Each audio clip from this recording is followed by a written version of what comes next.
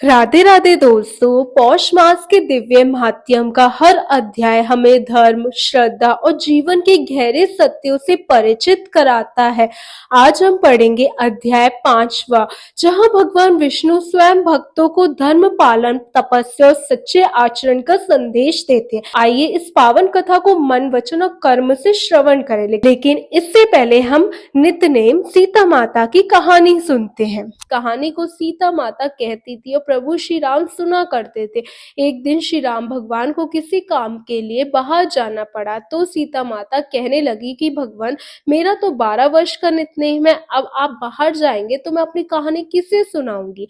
तब भगवान श्री राम ने कहा, सीते, आप कुएं की पाल पर जाकर बैठ जाइए और वहां पर जो भी औरतें पानी भरने आएंगी उन्हें अपनी कहानी सुना दिया करना। सीता माता कुएं की पाल पर जाकर बैठ गई। तभी एक स्त्री आई। उसने रेशम की जरी का साड़ी पहन रखी थी और सोने का घड़ा ले रखा था। सीता माता उसे देखकर कहने लगी, बहन, मेरा 12 वर्ष का नित्नेम है, सुन लो।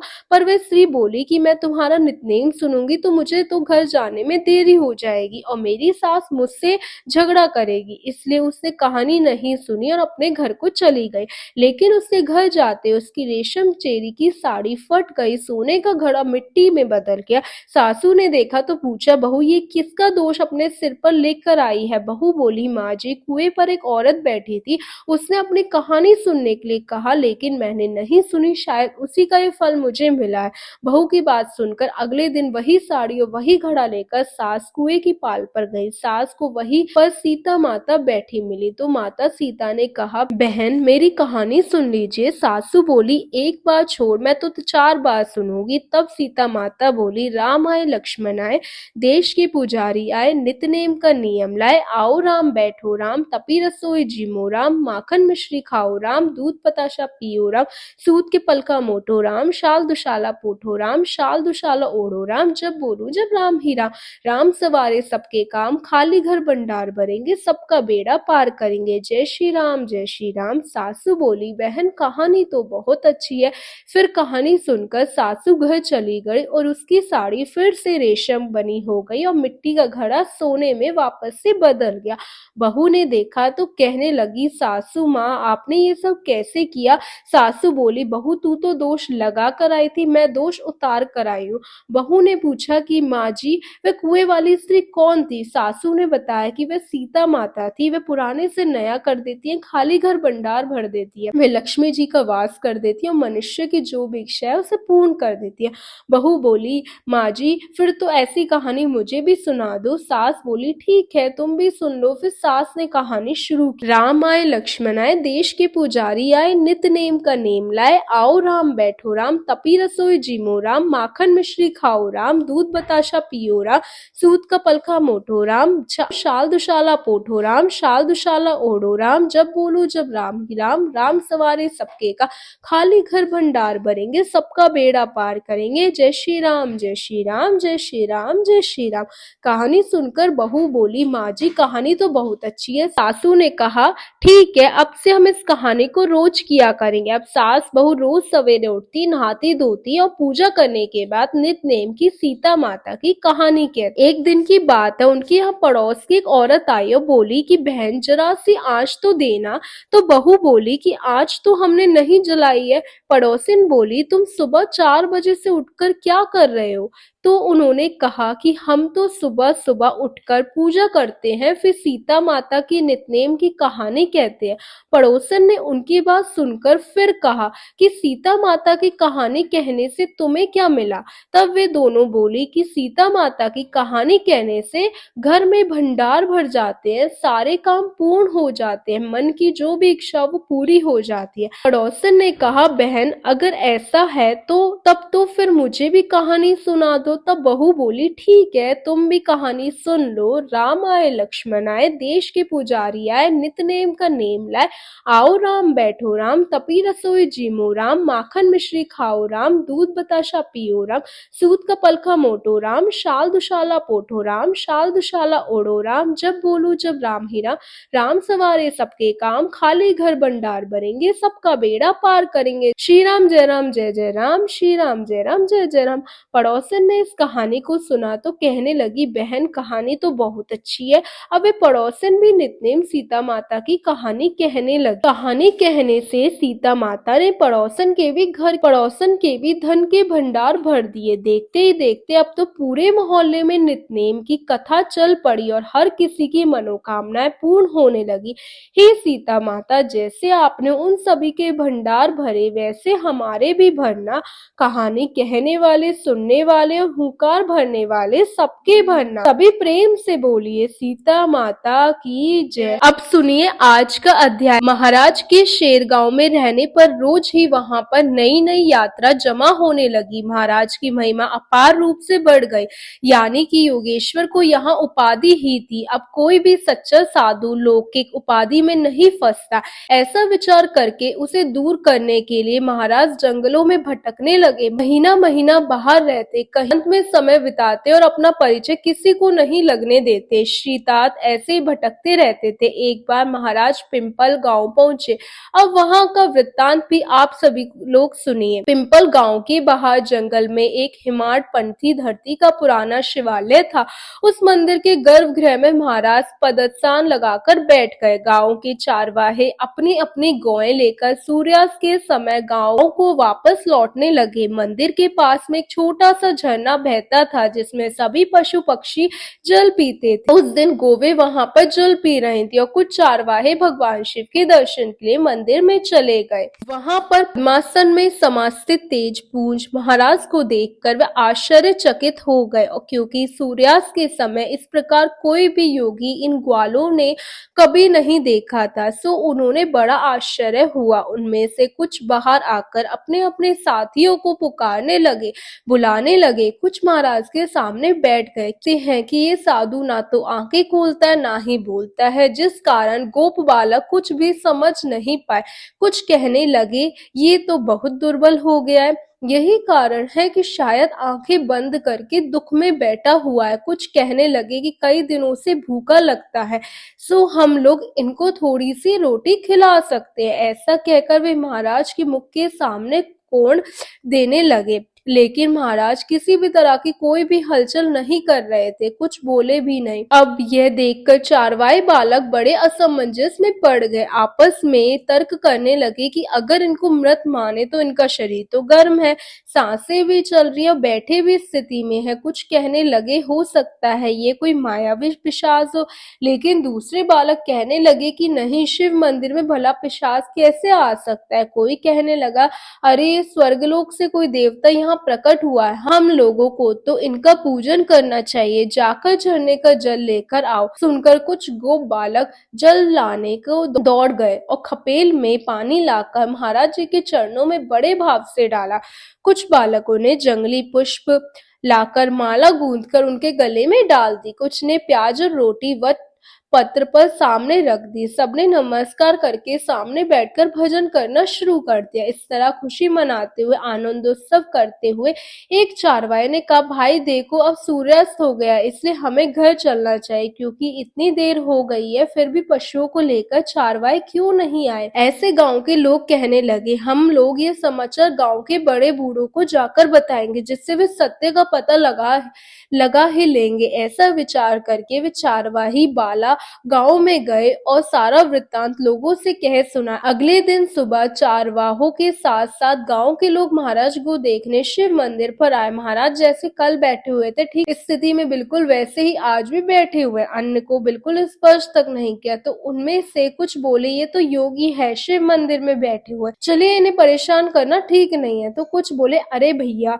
ये तो साक्षात भगवान शंकर पिंड से बाहर आकर हमें दर्शन देने को प्रकट हुए हैं, यह तो हमारा महाभाग्य है, चलिए चलिए इन्हें गांव में लेकर चलते हैं, होगा इनकी समाधि टूटेगी तो ये जरूर बोलेंगे। बंगाल देश में जालंधर नाथ 12 वर्ष तक कुएं की गर्त में समाधि में लीन थे। नवनाथ भक्ति सागर में कथा मिलती है कि जालंधर नाथ को बंगाल देश के राजा गोपी चंदन ने कुएं में तोप किया था और 12 वर्षों के बाद उन्हें निकाला गया। इस तरह हाँ न करते हुए एक पालकी लाई गई, उसमें महाराज जी को उठाकर बिठाया गया। बड़े उत्साह के साथ बजिया बजाते मनाते हुए, अबीर गुलाल उड़ाते हुए, किसी तरह से गांव के लोग चाहे नर हो या नारी, तुलसी पत्र पुष्प अर्पित करते हुए, घंटे घड़ियाल शंखनाद करते हुए, योगीराज की जय हो, योगीराज की जय हो का उद्घोष करते हुए सभी लोग महाराज जी को हनुमान जी के मंदिर में ले गए। महाराज जी का शरीर गुलाल से लाल हो गया। अब उन्हें बड़े ठाट से मंदिर में एक आसन पर बिठाया गया।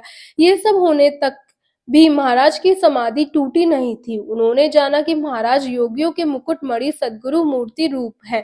सभी लोग उनके चरणों में लोटपोट होने लगे। नवेद चढ़ाने की धूम मच गई। अनेक पात्र परोस कर लाए गए। महाराज शरीर में उतरे और चैनमय वातावरण में हो गया।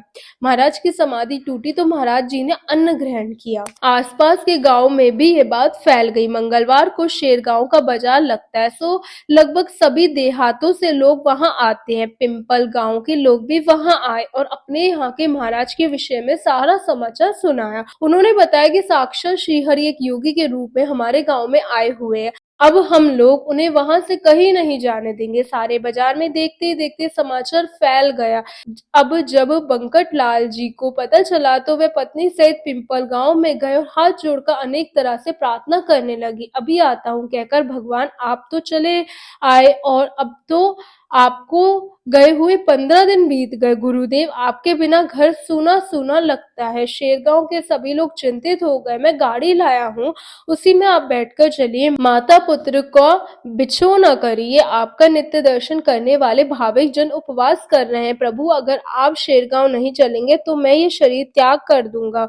वेंकट लाल के ऐसा कहने पर महाराज गाड़ी पर बैठकर शेरगांव के लिए चल दिए। जैसे भगवान श्री कृष्ण को लेकर वज्र से अक्रूर जी चलने पर सारे ब्रजवासी बहुत व्यथित हुए थे, दुखी हुए थे। ठीक वैसे ही जब वेंकट लाल महाराज जी को शेरगांव लाने लगे तो पिंपल गांव के लोग दुखी हो गए। तब वेंकट लाल ने उन्हें समझाया कि महाराज शेरगांव में ही हैं, आप लोग उनके दर्शन करने के लिए वहां कभी भी आ सकते हैं। अमूल्य मूर्ति को जहाँ है वहीं रहने दो, हटाओ मत। वेंकट लाल पिंपल गांव के साहूकार भी थे, इसी कारण से किसी को भी रोकने का साहस नहीं हुआ। अब गाड़ी में बैठकर महाराज जी पंकट लाल से कहने लगे, अरे तेरी ये अच्छी साहूकारी है, दूसरे की धरोहर जबरदस्ती अपने घर ले जाते हो। मुझे तो तुम्हारे घर में आने से ही डर लगता है, क्योंकि लोक माता लक्ष्मी जी भगवान विष्णु की पत्नी है, जिनकी सत्ता आगा अतर्क है, उसको भी घर में बंद कर रखा है। सो भला मेरी क्या गति। इस प्रकार जगदम्बा का हाल देखकर ही मैं भाग खड़ा हुआ था। अब यह सुनकर बंकट लाल तो हंस पड़े और बड़ी नम्रता से बोले, महाराज मेरे कलूब से माता डरी नहीं, आपका निवास वहाँ है, इसलिए वहां नहीं तो भला मेरी क्या गिनती। जहाँ बालक वहीं तो माता होती है, दूसरे का वह ठिकाना कैसे हो सकता है। प्रभु आपके चरणों के आगे मुझे धन की कोई भी परवाह नहीं, यह चरण कमल ही मेरा श्रेष्ठ धन है, इसलिए यहाँ आया। अब यह मेरा घर मेरा नहीं, सब कुछ आपका है। आप ही उसके स्वामी हैं, और स्वामी को भला कोई सेवक कैसे रोक सकता है। मेरी तो बस इतनी ही प्रार्थना है, जैसे गाय चरने के लिए जंगल में जाती है, लेकिन शाम होने पर अपने बछड़े के लिए वे फिर से वापस लौट कर घर आ जाती है, ऐसे आप भी कीजिए। कहीं भी जाइए, जहां आपकी इच्छा हो वहां आप जाइए, शेरगांव को कभी मत बिसारिए। इस प्रकार प्रार्थना करके बंकट लाल महाराज जी को शेरगांव में ले आए। महाराज जी अब कुछ दिन शेरगांव में रहे। एक दिन फिर वह निकल पड़े। बरार में अगांव नाम का एक देहात है, महाराज जी वहां जाने के लिए चल पड़े। शेरगांव वासियों की नजर बचाकर वे प्रात ही चल पड़े। महाराज जी की गति वायु के समान थी। उनकी गति देखकर साक्षात हनुमान जी पुनर्अवतरित हुए। ऐसा लगता था बैशाख का महीना था, भगवान सूर्य 16 कलाओं से तप रहे थे। इस प्रचंड ताप से कहीं भी जल नहीं बचा था। मध्याह्न के समय महाराज अकोली नाम के एक देहात के पास पहुंचे। अब महाराज जी को जोर से प्यास लगी थी, लेकिन जब उन्होंने चारों ओर देखा तो जल का कोई अता पता नहीं था। जल के बिना महाराज जी के होठ सूख गए और लगातार पैदल चलने के कारण पूरा शरीर पसीने से भरा हुआ था। इस कारण से भी उनके शरीर में पानी की बहुत कमी हो गई। ऐसी भरी दोपहरी में वहीं पर भास्कर नाम का एक किसान अपने खेत में काम कर रहा था। किसान की स्थिति को देखकर ऐसा लग रहा था कि किसान ही सब जगत का अन्नदाता है। ये श्रेष्ठ होते हुए भी अपार यातना सहता है। आर्तप वर्षा शीत ऋतुओं की यातनाएं सहकर वह कृषि करता है। इस अकोली के आसपास जल का बड़ा अकाल पड़ा हुआ था। जब वह पूरा दिन भर भर खेतों में काम करता था तो उसे प्यास लगती थी, इसलिए भास्कर ने पीने के लिए एक मटका भरकर घर से लाकर रखा हुआ था और उसे एक वृक्ष की छांव में रखा था। जब वहां महाराज पहुंचे तो भास्कर से बोले, भाई मुझे बड़ी जोर से प्यास लगी है, पीने के लिए जल दे दो, ना मत करना, पानी के बिना प्राणों की रक्षा होना बड़ा कठिन लग रहा है, इसलिए जलदान महापुण्य कारक माना जाता है। यह सुनकर भास्कर ने कहा, तुम जैसे हष्ट पुष्ट को जल पिलाना काहे का पुण्य भला, यदि अनाथ हो, पंगु हो, दीन हो तो बात अलग है, तुम तो हट्टे कट्टे दिखाई देते हो, जाकर जल ढूंढ लो, जल की व्यवस्था खुद कर लो। अरे जो समाज हित के लिए कुछ काम करता है उसकी सहायता करना तो ठीक है, लेकिन तुम जैसे हष्ट पुष्ट को जल देना तो उल्टा पाप है, इसलिए सारे जगत में हम लोग दुर्भागी हो गए। भास्कर का व्याख्यान सुनकर महाराज स्मित वंदन कर वहां से चल पड़े। थोड़ी दूर पर एक कुआं था। जब महाराज उस कुएं की ओर चलने लगे तो भास्कर बोला, अरे पागल, उधर किस लिए जा रहा है, वहां कुआं सूखा पड़ा है, जल का नाम नहीं है वहां, यहाँ से एक कोस के आसपास कहीं पर भी जल नहीं मिलेगा। सुनकर महाराज जी बोले, तुम जो कहते हो सो ठीक है, फिर भी मैं प्रयास कर लेता हूँ, तुम्हारे जैसे बुद्धिमान अगर जल के लिए त्रस्त है तो हमसे स्वस्थ कैसे बैठा जा सकता है। यदि कर्ता का हेतु शुद्ध हो तो जगन नियंता परमेश्वर सहायता अवश्य करते हैं, और फिर समाज के लिए मुझे भी तो कुछ करना चाहिए, ऐसा अभी अभी तो तुमने ही कहा, कहकर महाराज कुएं के पास आए जिसमें जल की एक बूंद भी नहीं थी। यह देखकर वृक्ष के नीचे एक पत्थर पर हताश होकर महाराज जी बैठ गए। आंखें मूंद कर ध्यानस्थ बैठकर भगवान विष्णु का स्मरण करने लगे। जो सच्चिदानंद, हे दयानंद, हे दीनों का उद्धार करने वाले तथा जगत गुरु, हे समर्थ, कहने लगे, हे देवादिदेव, वामन, वासुदेव, प्रद्युम्न, राघव, विट्ठल, नरहरि, ये अकोली गांव जल के अभाव से त्रस्त हुआ पड़ा है, किसी भी कुएं में पानी की एक बूंद तक नहीं है। भगवान, मानवीय प्रयत्न सारे असफल हो गए, इसलिए आज मैं आपकी प्रार्थना कर रहा हूँ, कृपया इस कुएं को पानी से भर दीजिए। आपकी करनी तो अघटन घटना है, जो घट नहीं सकता वह भी तो आपकी कृपा से शीघ्र घट जाता है। प्रभु जलते आम वृक्ष में है पंडुरंग, आपने बिल्ली के शिशुओं का रक्षण किया, भक्त प्रहलाद की रक्षा करने के लिए आप स्तंभ से प्रकट हो गए, गोकुल की गौ की रक्षा करने के लिए आपने 12 गांव का अग्निपान किया, इंद्र के कोप से बचाने के लिए नख के अगले हिस्से पर आपने गोवर्धन पर्वत धारण कर लिया, दानेदार दामजी पंथ को छुड़ाने के लिए आपने बिट्टू महाराज जी का रूप धारण किया, चोखा मेला के लिए खोर खींचे और सवता माली की खेतों की रक्षा करने के लिए तो आपने गधे तक हाके, प्रभु उपमन्यु को दूध का सागर प्रदान किया। उसी तरह नामदेव को मारवाड़ में तृषा लगी, प्यास लगी तो सूखे कुएं को लबालब जल से भर दिया। महाराज इसी प्रकार मन ही मन से प्रार्थना कर रहे थे कि महान आश्चर्य हुआ, कुएं में झरना फट पड़ा और देखते ही देखते कुआं जल से भर गया। ये जगन्नाथ सहायत होते फिर भला उसके लिए क्या नहीं होता। सत्य है कि ईश्वरी सत्ता अगाध है, अघटन घटना घट सकती है। उछलता हुआ जल महाराज पीकर तृप्त हो गए और जो भास्कर ने देखा उसका तो चित्त चकित हो गया। ये सब देख उसका तो कोई तर्क नहीं चल रहा था। अरे जो कुआं 12 वर्षों से सूखा पड़ा था उसे इन्होंने क्षण भर में जल से भर दिया। हो ना हो ये तो महान साक्षात्कारी पुरुष है। अब कृषि का काम छोड़कर भास्कर वहां दौड़ते हुए और महाराज के चरण कमल में दृढ़ता से लोटपोट होने लगा। उनके चरण कमल पकड़कर प्रार्थना करने लगा, कहने लगा, हे मानव शाशीधारी भगवान, मैं आपका अबोध शिशु हूँ, मुझे क्षमा करो। आपके प्रभाव से अनजान होकर मैंने आपको बहुत कुछ भला बुरा कह दिया। प्रभु से कृपा निदान वो मेरे अपराध क्षमा कर दीजिए। गोपियों के कटु वचन भी तो भगवान कृष्ण ने अपने ध्यान में नहीं लिए थे। आपके ब्रह्मवेश में ठगा गया था, जिसका प्रत्यक्ष कृति आपने ब्रह्म में निराश किया। हे सद्गुरुनाथ, अब मैं आपके ये चरण नहीं छोड़ने वाला। ये सब प्रपंच मिथ्या है, आज मुझे ये पता लगा। अब इस अज्ञानी बालक को दूर न कीजिए। सुनकर महाराज बोले, अरे अब दुखी होने का कारण नहीं, पीने के पानी के लिए सिर पर ठोकर मटका लाने की भी आवश्यकता नहीं। तुम्हारी आवश्यकता के लिए मैंने यहाँ जल का निर्माण किया। अब प्रपंच किस लिए छोड़ते हो? इस कुएं से बाग लगाओ, भरपूर जल है। सुनकर भास्कर बोला, भगवान अब यह लोभ आप मुझे न लगाओ, मेरा निश्चय ही कुआं है, सो सूखा पड़ा था। आपकी कृपा से आपने उसे साक्षात्कार रूपी सुरंग लगाकर फोड़ दिया। वह फूटकर उसी में भाव रूपी जल बहने लगा। सो अब मैं बाग अवश्य लगाऊंगा, लेकिन भक्ति का जिसमें वृत्ति रूप भूमि सानिध्य रूपी फल के वृक्ष लगाऊंगा। सत्कर्म, हाँ सत्कर्म, यही उसके पुष्प वृक्ष होंगे जो नित्य होंगे। अब ये क्षणिक बाग मुझे नहीं चाहिए। अब आप लोग संगति लाइए। भास्कर को एक क्षण ही अंत संगति से उद्धार हो गया, उसका जीवन सफल हो गया। सच्चे साधुओं की संगति सारे बंधनों से श्रेष्ठ है।